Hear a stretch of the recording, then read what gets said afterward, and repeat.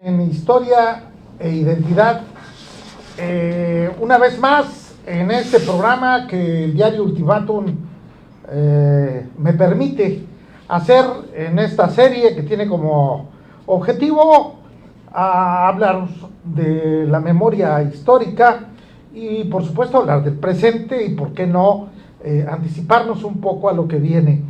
El día de hoy está con nosotros un profesor investigador de la Universidad Autónoma de Chiapas, el doctor Mario Nandayapa. Él es su seudónimo porque su nombre completo es Mario Artemio Aguilar Nandayapa, nacido en Chiapa de Corzo, Chiapas. Es papá de Aidita Nandayapa, escritor y académico que ha trabajado ininterrumpidamente por más de 3 décadas desde y para la provincia de México. Su formación disciplinaria culminó con estudios postdoctorales en la Fundación Pablo Neruda y la Universidad de Chile, donde por su desempeño académico al obtener el grado de doctor en literatura adquirió la medalla doctoral Universidad de Chile por la Facultad de Filosofía y Letras de la Universidad de Chile.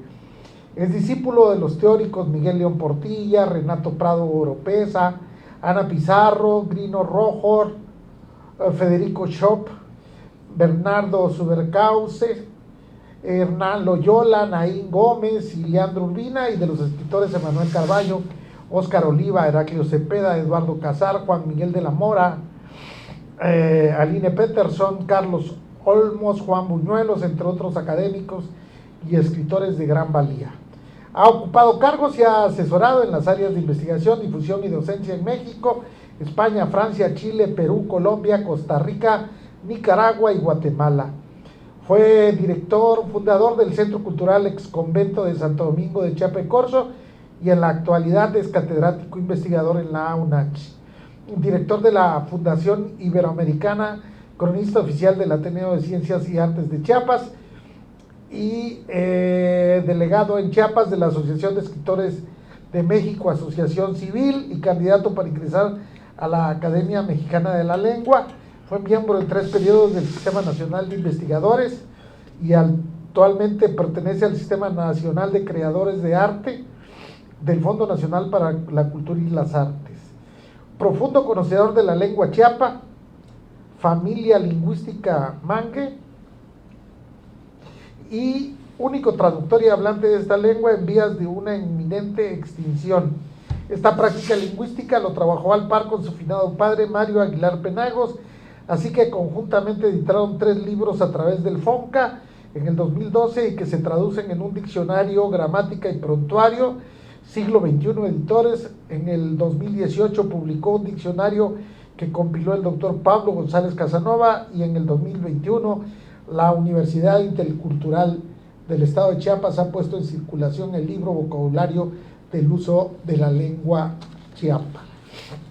Es indiscutible que Mario Nandayapa tiene en estos testimonios, en estos documentos. Bienvenido, Mario. Gracias, doctor. Realmente pues estoy muy entusiasmado de estar aquí en este momento y charlar y obviamente de divulgar todos estos elementos que están íntimamente ligados con nuestra identidad, la lengua. Claro. Creo que es indiscutible que lo que nos trae el día de hoy aquí es lo que nuestro flyer puso: pasado y futuro de la lengua chiapas, de la lengua chiapa.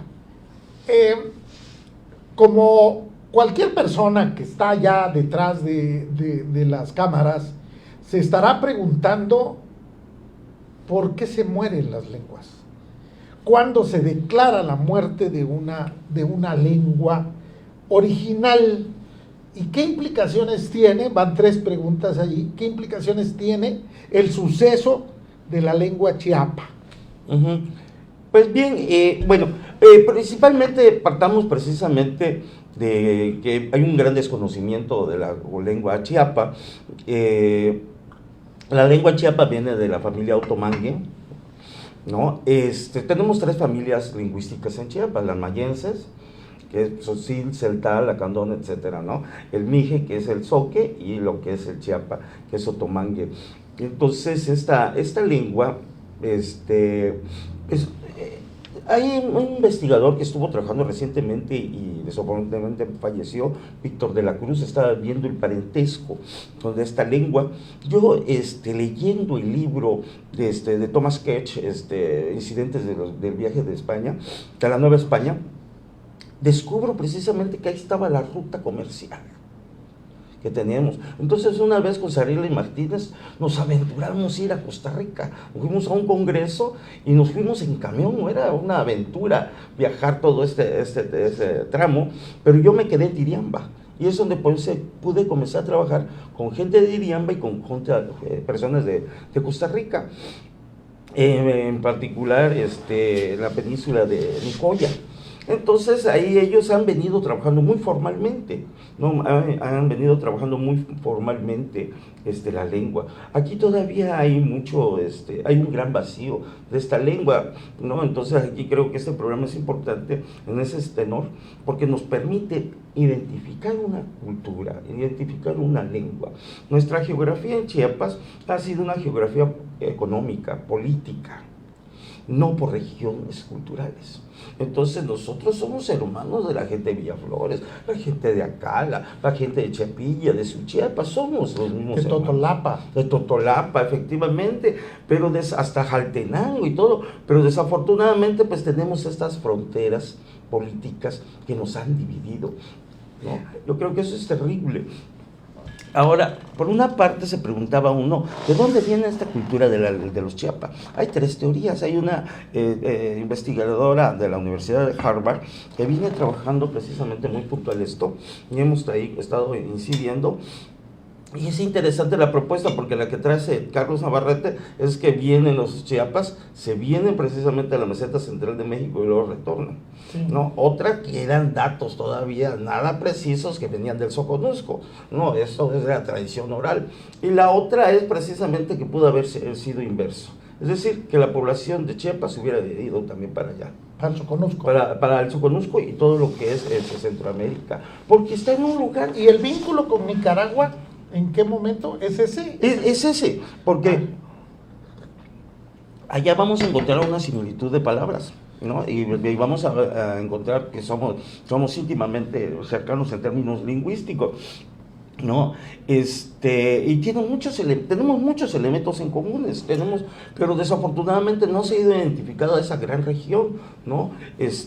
Como aquel libro que hizo, ¿cómo se llama este autor? De la Torre, que recuperó Franz Brons, que habla precisamente desde Salamanca hasta Chiapas. Sí. Así, y luego, o sea, hace un recorrido. Tomás de la Torre, creo que sí, de la Torre. Sí. Entonces aquí yo creo que sería interesante interpretar esa ruta que nos deja entrever esta el propuesta. Camino de la lengua chiapa. Ajá. La lengua es parte de una cultura. Sí. Cuando hace un momento hablaba, cuando se expide un acta de defunción de una lengua, podría decirse, yo quiero pensarlo, que la cultura chiapa todavía persiste. Uh-huh. Persiste alojada tal vez en el inconsciente colectivo de los herederos culturales no solo de la lengua, sino de una serie de usos y costumbres de una comunidad que, tal y como lo dice ahí, a la llegada de los españoles con Luis Marín, cuando llegan en la conquista, bueno, y según los cronistas, Bernal Díaz del Castillo, cuando dice que se encontraron con una cultura establecida, una ciudad. También en el documento que presenta don Mariano Robles Domínguez habla de una población importante que estaba asentada donde hoy está precisamente en la zona del Río Grande y Chiapa de Corzo. Es decir, a mí lo que me provoca cierta cuestión es si hay un trabajo de recopilación, si hay diccionarios de la lengua, así como se transmite, por ejemplo, otras lenguas como el idioma francés, inglés, portugués, es posible enseñar o ya no hay alguien que pueda enseñar el chiapa. Sí, mire, aquí hay una cosa importantísima. Cuando hablamos de la muerte de la lengua, Chiapa de Corzo es muy sui generis en toda la historia de los pueblos indígenas de América. ¿Por qué? Porque lo que hicieron ellos, al verse, por ejemplo, vienen la conquista, 1528, ellos derrotan a los españoles. Luego viene un nuevo intento y hacen alianza a los españoles para derrotarnos. Entonces esto va a ser en 1528. Y en 1932 nos levantamos en armas. Fue la primera sublevación con Sanguieme. ¿Pero qué hicieron ellos? Construyeron un gran caballo de Troya. Comenzaron a atacar desde adentro. Comenzaron un proceso de ladinización. Entonces dicen, vamos a devorarlos desde adentro. Entonces comienzan a trabajar desde el interior y el juego fue perderse hasta la lengua. La mamá por ejemplo, de Gutiérrez, de Joaquín Miguel Gutiérrez, era una cacique chiapaneca. Y es el único lavado de sangre que tenemos nosotros aquí, referencias, donde ella pide cambiar y se pone el apellido Canales. Pero era chiapaneca, ¿no? Entonces, en este proceso, es muy interesante porque ellos todavía persiste esa cosmovisión. Abraham de León, que es lingüista de nuestra Universidad Autónoma de Chiapas, su tesis es que los chiapacorceños, o toda la área Chiapa, toda esta área de Chiapa, todavía nosotros, el lenguaje es muy complejo, es decir, se maneja un nivel conceptual y un nivel fonético, ¿no? Antes de decir árbol, pienso el árbol, pero lo que plantea Abraham es que nosotros todavía construimos, o sea, nuestra gramática todavía es conceptual y es en lengua chiapa y se traduce simultáneamente al español. Por eso tenemos muchas dificultades sintácticas. No manejamos artículos bien, listones, etcétera, ¿no? El plural. No, el tema del manejo del singular y el plural. Sí. Entonces, ¿por qué? Porque nosotros no teníamos artículo. Entonces teníamos, es decir, todavía estructuras sintácticas y gramaticales de la lengua chiapa aún pervive. Y entonces este librito, que es el vocabulario del uso de Chiapa de Corzo, su área lingüística, trata de poner en evidencia esto. Existen las lenguas muertas, sí, cuando no hay un vestigio, pero cuando están ciertos elementos presentes, entonces estamos hablando de una lengua latente. Yo lo retomo, esa pregunta sería, ¿no es una lengua muerta? No es una lengua que no se pueda recuperar, es una lengua latente. Es una lengua latente. Yo retomo esto en culturas híbridas que lo trabajan Clinic, pero yo lo retomo para la lingüística. Digo, bueno, vamos a trabajarlo no desde la sociología, vamos a trabajarlo desde la lingüística. Y afortunadamente ahí me han mandado mensajes, una amiga que está trabajando de Nicaragua, precisamente, que está estudiando en la Universidad de Columbia, está trabajando y luego se fueron a hacer este equipo de trabajo, se fueron a Hawái a rescatar una lengua. Y de repente, que no tenía nada más 200 hablantes, tiene 25,000. Entonces están trabajando con ciertos modelos y yo todavía en vida de mi papá, trabajamos un modelo para poder rescatar la lengua. Desafortunadamente vino la pandemia y nos afectó mucho. Yo tenía una pregunta que es la pregunta que harían la gente que tiene esta visión tal vez pragmática de la sociedad occidental colonizada. Es decir, ¿qué sentido y qué utilidad práctica tiene rescatar el Chiapa? Bueno, nosotros estamos viviendo un momento de crisis. O sea, aquí es un momento, la globalización implica pérdida de sujeto. Esto es un vacío existencial que tienen nuestras sociedades. Por eso vemos que están en la computadora, etcétera. Hay un vacío existencial. Hay una pérdida de la identidad. Entonces nuestra lengua, nuestros bailes, nuestra música, nuestros alimentos. La comprensión de toda la expresión creativa de una cultura pasa por la recuperación. Claro, y eso nos da pertenencia. Por eso cada día son más danzantes, ya sea en Chiapa de Corzo, ya sea en Coite, etcétera, etcétera. Entonces ese caballo de Troya que entró, que ladinizó, tiene posibilidad de recuperación. Sí, yo siento que sí, porque, es decir, en la medida que la población está recuperando estos elementos que le da propiedad, también están teniendo certidumbre. Es como si tomaran un Valium. Ya se duerme uno tranquilo, ya no tiene esa serie de elementos existenciales, ¿no? Porque también estamos viviendo momentos muy críticos, ¿no? Claro, pero mira, creo que lo fundamental en Chiapas, en esta suerte de reflexión, que creo que ya toca por coincidencias temporales, 200 años de formar parte de la patria mexicana, 50 años de una universidad pública,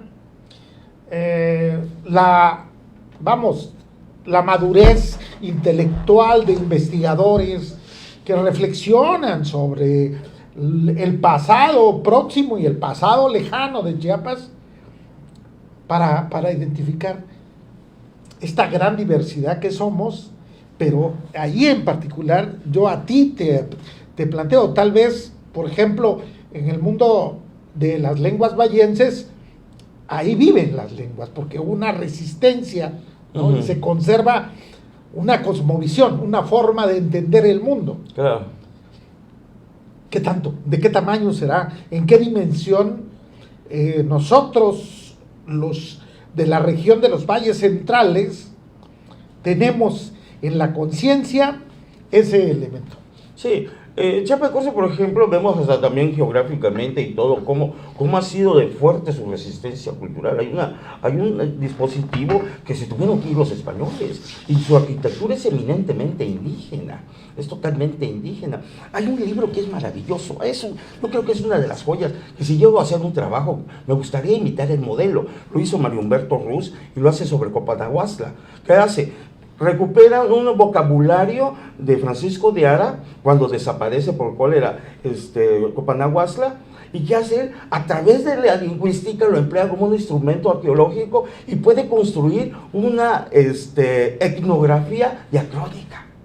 Es decir, nosotros podemos entender muchas cosas. Yo, por ejemplo, he escrito muchas cosas gracias a la aplicación de la lingüística y me ha permitido. Por ejemplo, en las expresiones de la investigación del porqué de muchas manifestaciones que hay, por ejemplo, en la fiesta grande, en la rítmica de las expresiones de lo que es la madre patria de Chiapas, que es Chiapa de Corzo, ¿no? Y todos sus valles centrales, esta expresión cultural. Incluso yo te preguntaría, el propio Calalá, ¿es de influencia chiapa o es de influencia zoque? No, o sea, su Chiapa es eminentemente chiapaneca, nada más que como está con la frontera con Tuxtla, se ha dado un proceso de aculturización, ¿no? Por eso tiene muchos elementos ajenos a los originales que pudieran haber sido originales, porque hay cantos y demás dejado precisamente por en 1690 deja una serie de textos, ahorita me voy a acordar, Fray Barrientos, deja una serie de textos que nos puede permitir la presencia de la mayoría de las danzas y representaciones que tenemos actualmente son cicléticas. Ok. Desafortunadamente. Pero, ¿en dónde queda alojado? Y a mí el trabajo de César Corzo de geografía mítica me llegó muchísimo por cómo subraya él las denominaciones de los accidentes geográficos, de las montañas, de los ríos, de las rutas, todo eso tienen nombres que tienen tu propio apellido. Sí, o sea, cualquiera lo traduce literalmente Nandayapa como Río Verde. O por ejemplo, Najá, de los lacandones, es bellísima su traducción, Naca, Sajá, agua, pero es cuando estamos en el vientre de la madre. Claro, pero hace un momento hablabas de lo conceptual. Decías, es que se piensa el árbol y ¿cómo se dice árbol? Luego, sí. ¿Cómo se dice árbol, por ejemplo, en Chiapa? Ajá. ¿No? Acá. Bueno, ahora, la proximidad dentro de mi historia como chiapaneco, en donde me encontré con los términos que luego entendí que eran en los apellidos de muchos de mis compañeros. Claro. Nanduca, Námpula, sí. Nunca Mendi, Nango, ¿sí? Nanguyasmu, Nuriulú. Y entonces dices tú, a ver, aquí están los apellidos, pero aquí está el cerro simbólico, el Nambi Yuguá, que es el cerro que tú lo defines, que al que van los ramilliteros de Suchiapa, vamos, ancestralmente, esa procesión va ahí desde tiempos remotos. Entonces, digamos, todo eso plantea la sobrevivencia de una cultura que no está totalmente desaparecida. Sí, sí, porque por ejemplo, Suchiapa, en ese ejemplo, el mismo canto en Chiapa que tiene los ojeros, lo tienen los ojeros. Los floreros de Chiapa y Corzo lo tienen los mismos. Yo todavía vi los documentos que ellos manejan y dije, ese es el mismo canto que tienen los floreros originales. Lo que hizo fueron haber traslaciones, adaptaciones culturales, ¿no? Aquí, pero yo lo cierto es que siento que en estos momentos estamos viviendo, como decía usted, una gran madurez también intelectual, una madurez también de nuestras culturas. Hay un despertar. Estamos a 200 años precisamente de este sentimiento de lo que sería, porque cuando en 1824, pues no existía chiapaneco, éramos guatemaltecos. Y luego todavía no se definía si era por el departamento, por los chiapas de los indios o por parte de los chiapas del español. Pero lo cierto es que fue madurando. Y la época del Ateneo creo que es el mejor momento para entender esto. Porque es por primera vez cuando Franco Lázaro Gómez se ve a sí mismo y se asombra. Y comienza a recrear sus leyendas, sus paisajes, sus personajes, etc. Y vuelven a ser todos los autores de ese periodo. Y lo plasma en de esa manera tan gráfica, tan bella, ¿no? Yo recién vi su exposición en Chiapa de Corzo, en el museo en el convento de Santo Domingo, y la verdad es que me volví a maravillar y me volví a encontrar. A eso me refiero, Mario. ¿Qué importancia tiene que volvamos la vista a tal vez... Sabemos que las otras lenguas están vivas y hay que atenderlas. Pero esta que está latente, es urgente su atención. Sí, sí. Desafortunadamente, bueno, nosotros trabajé un proyecto precisamente en la universidad y nos dieron la liberación del proyecto y se trataba de hacer una aplicación. Estamos ya en convenio con la Facultad de Contaduría Federal. La que tiene el área de informática. Informática, ya estábamos. Entonces yo hice todos los bancos de datos, todo, y nos viene la pandemia. La pandemia, porque era nuestra primera plataforma. ¿Cómo comenzar a sensibilizar? No ofrecerles directamente un diccionario, sino ya una aplicación. O sea, ¿cómo podemos...? Como un traductor un traductor. Por ejemplo, preguntármelo y ese traductor convertirse en un vehículo para poder mantener viva la lengua. Aquí tenemos, ¿por qué no platicamos algo sobre esto? Porque no sé qué tanta gente conoce. ¿Hay otra edición de esto? La primera edición lo hizo Porrúa. Porrúa es una edición que tiene 9,000 vocablos.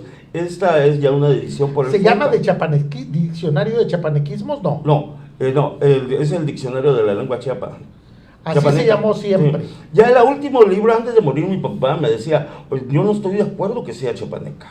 Porque la terminación. El neca es un gentilicio. Entonces también hay una descolonización consciente. Es decir, bueno, vamos a quitarle el neca y lo dejemos como una lengua chiapa.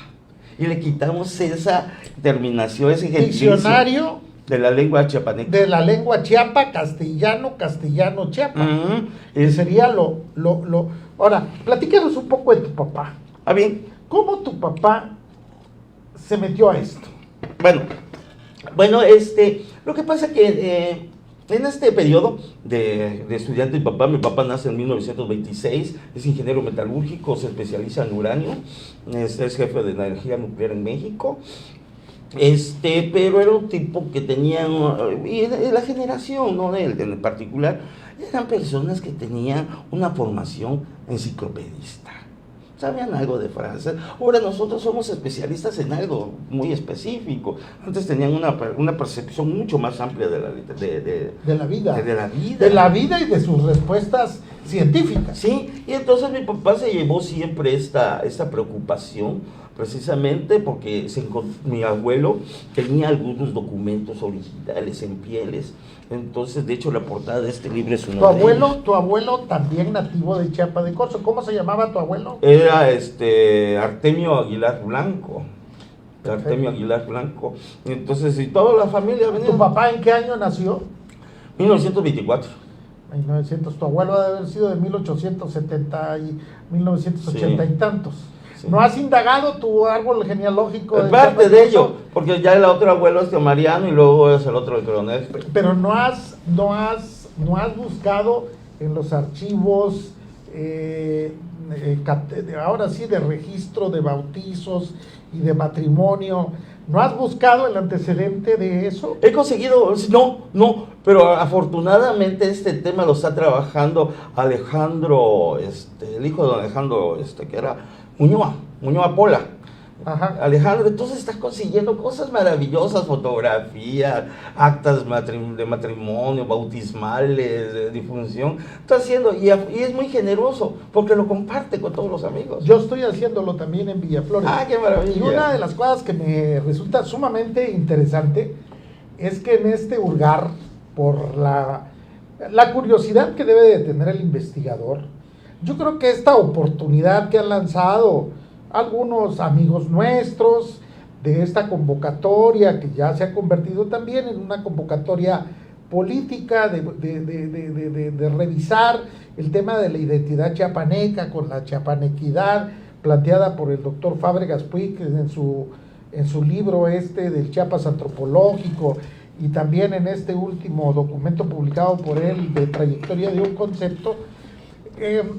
A mí, como chiapaneco, inmediatamente me provocó esta inquietud de hablar contigo, sobre todo para hablar sobre un tema que creo que debe de llamar la atención. Creo que en la Constitución del Estado no aparece la lengua chiapa como una de las culturas reconocidas. No. Esta ya se dejó de desconocer para 1920.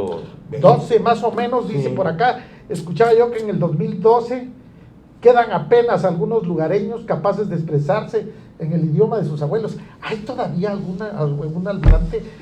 Vamos, en Chiapa de Corzo algún... No, yo me dediqué mucho tiempo ¿A buscar? Me dediqué, o sea, yo comencé todo este trabajo por una cosa muy curiosa. Leo el libro de Antonio García de León. Sí, el de Resistencia y Utopía. No, Ejército de Ciegos. El de Ejército. Ay, también yo voy a buscar mis mapaches también, entonces, porque había familia mapache. Y entonces ahí andaba yo con mi plumita, ya tenía yo interés por la lengua chiapa, pero la que me impulsó fue ese librito. Ay, no, que no pueda yo hacer también uno. Y me salgo con mi plumita y tengo unas entrevistas por ahí que me encontré, ¿no? Pero, Pero tenías todo este bagaje Sí. del trabajo hecho por tu papá, que es un tesoro. Realmente creo que todos los que, sí, sin afán porque uno de los elementos que creo que debemos de tener todos los habitantes de este territorio que tiene sus límites geográficos de una entidad federativa marcados por la Constitución política de los Estados Unidos mexicanos, que somos parte de la Federación Mexicana. Aquí convivimos varias culturas. sí. Muchos de los que han estado en este espacio han coincidido en el que somos suma de diversidades, pero hay una que en particular que creo que le hace falta Mayor atención. mayor atención. Sí, yo creo que sí. Y desafortunadamente, marca Chiapas, no marca Chiapas, Pueblos Mágicos es una marca. Entonces no está regularizada. Entonces aplican nada más el método, o sea, el sistema, no sistema, ¿no? Ni sistema es, ¿no? Aplican la nominación tú eres pueblo mágico. Ok, pero ¿cómo puedo regular yo si no se dan procesos de aculturización? Y estamos acelerando los procesos, eso es agresivo. No es nada orgulloso ser pueblo mágico. Si no existe un observatorio ciudadano que pueda estar vigilando que no se aceleren los procesos de aculturización, porque estos procesos de préstamos de elementos de otra cultura, estos son irreversibles. ¿Cómo le van poniendo a la chalina una cosa y luego le van poniendo otra cosita y demás? La otra vez, por ejemplo, estaba un concurso, a ver cuál era trajes de noche chiapaneca. ¿Cómo? Deben de ser trajes originales, a ver, vámonos, realmente no aceleremos la culturización. O al menos tener conciencia, porque por ejemplo yo soy de alguna manera bastante asiduo a estar en el carnaval Zoque de Coita. Y ahí veo un contraste entre expresiones de vestimentas autóctonas, originales, con indumentaria, producto de cuestiones que tienen que ver con la actividad agrícola, ¿no? Y veo otras expresiones, pero creo que sin ánimo de querer regular todo, el derecho cultural tiene un reto en Chiapas. Claro. Ahora también sale algo muy interesante, ¿no? Parte de nuestras poblaciones tienen desconocimiento precisamente de su historia. Desafortunadamente, hay un filósofo que es Riquet, francés, que ha venido trabajando qué pasa con nuestras memorias históricas. Por ejemplo, Chiapa de Corzo tiene que crear una leyenda colonialista plenamente, que es María de Angulo, para poder argumentar la existencia del Parachico.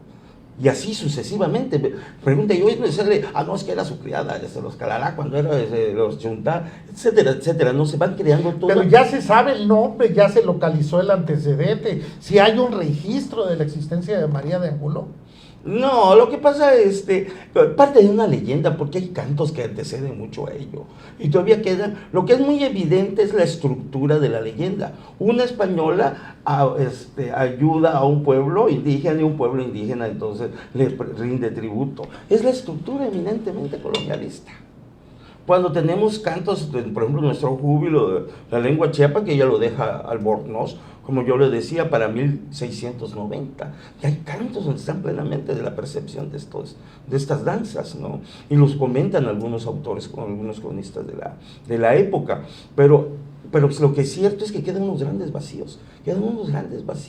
Y entonces esa es la tarea, creo yo, de los nuevos historiadores, de los nuevos... Que yo creo que ese es el trabajo que seguramente se va a hacer, porque estamos generando nuevos cuadros de historiadores que se tienen que colocar en estos temas, y nuestra obligación es ponerlos en el escaparate aquí. Por ejemplo, el día de hoy, al menos dejar sentada la inquietud de que hay que consultar el diccionario trabajado por don Mariano Aguilar Penagos y toda la obra subsecuente que el doctor Mario Nandayapa ha trabajado sobre este tema que hoy estamos tratando. Dentro de la agenda de la chiapanequidad no puede quedar afuera la reflexión de qué va a pasar con todo toda esta expresión lingüística que forma parte de una gran cultura de los chiapas, ¿no? Sí, definitivamente, ¿no? Y estos programas, por ejemplo, en este momento, esto yo creo que es clave, porque lo que hace es hacer visible. Sí. Decir, mira, no sabía que había una lengua chiapa. Claro, yo creo que las juventudes, fundamentalmente los niños, pues acuden probablemente a la fiesta grande, y por supuesto el Parachico te atrae, y el chinchín, la chiapaneca, todo lo que implica el protocolo, ¿no? Pero ese Chiapa de Corzo profundo, el que explica la profundidad del misterio, de toda la ritualidad, ese es el que hay que tener, tal vez, para poderlo transferir, porque eso significa mantenerlo en su esencia. Sí, efectivamente, ¿no? Pero, bueno, yo siento también que hay rastros también muy importantes a través de nuestra historia, porque los chiapanecas o los chiapas eran eminentemente guerreros. O sea, hay una ruptura traumática histórica. No es gratuito que no seamos muy queridos, porque ser guerreros no era solo saber pelear, sino era pedir tributos. o sea, robar, etcétera. O sea, Bernal Díaz del Castillo. La relación con Sinacantán es muy recurrente en todas estas crónicas que hicieron los frailes. Sí, ¿no? con los oques también. Entonces Bernal Díaz del Castillo dice, yo en la Nueva España no vi guerreros más aguerridos que ni los tlaxcaltecas ni los mexicas. O sea, los superaban entonces esto. Y entonces estaban en una Chiapas de Corzo, todas sus zonas, las descripciones que hay, es que eran zonas de entrenamiento. Claro, el propio combate está descrito Por Thomas Gage. Es genial la descripción. Cómo tenían esa habilidad de guerrero. Claro. Se parece que hubieran nacido con esto. Claro, en 1600 tanto 1600. Está descrito el 1600, combate. como 1630. Más o menos, Sí. más o menos. Sí. Pues ha sido una gran oportunidad, te quiero agradecer infinitamente y al auditorio que nos esté escuchando y que nos seguirá viendo porque este programa se queda colgado en el muro de Ultimátum y por supuesto lo comparto en mi muro y terminamos una serie más de la colección de historia e identidad hoy con el tema de la lengua chiapa. Aquí tenemos por supuesto este último libro de Mario Nandayapa, se llama Glosario Práctico, Etimología de las Toponimias y Patronimias de la Lengua Chiapa, significado de apellidos, lugares, cosmovisión y prácticas culturales. Pues yo creo que a todos aquellos que tienen apellidos Chiapa, aquí van a encontrar el significado y adquieran este libro. ¿Dónde lo pueden adquirir? Vamos a comenzar a distribuir ahora que sea la Feria del Libro de la UNACH. Lo van a presentar. Sí, ahí se va a presentar. Entonces es una primicia que me estás dando. Sí. Pues te felicito una vez más, ya sabes, mi admiración y mi respeto.